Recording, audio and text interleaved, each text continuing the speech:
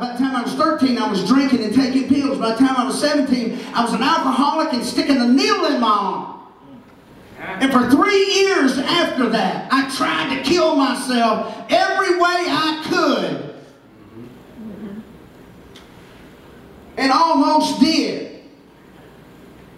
Almost did. I almost overdosed. I almost lost it. I almost died. I got so sick I didn't think I was coming back. And I thought, well, maybe this is it.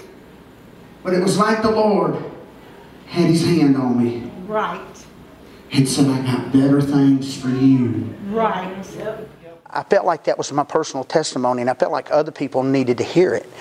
And I'm not ashamed of that. You know, I'm glad that God delivered me from that. And if you keep your mouth shut about it and you don't let anybody else know that, then they'll never know the answer of how to get clean or how to change their lives. God give me the city. I'm not planning on going anywhere. I've always been ashamed of it in my story, but I realized my story can help someone else, and with him being so honest about it helps us be honest about it and more open about it.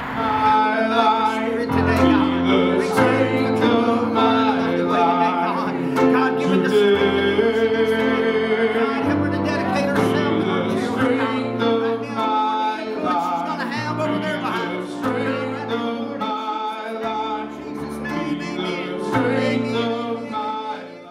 Seeing him living what he preaches about and knowing that he has that background, it's easier for them to say, okay, well, this has worked for him, and it's been 30 years since he stopped using. So I think that helps.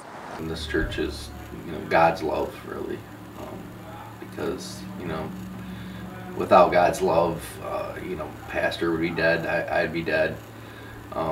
He says it in his sermons all the time, I really genuinely believe that God looked down and said, I can use this guy, and I mean, look what he's done. Her name is, we just know what her issue is.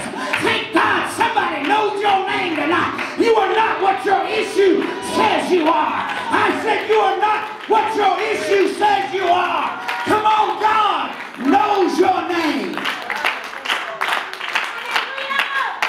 Amen. This church is unity. This church is a life-changing experience. This church is hope. This church is love.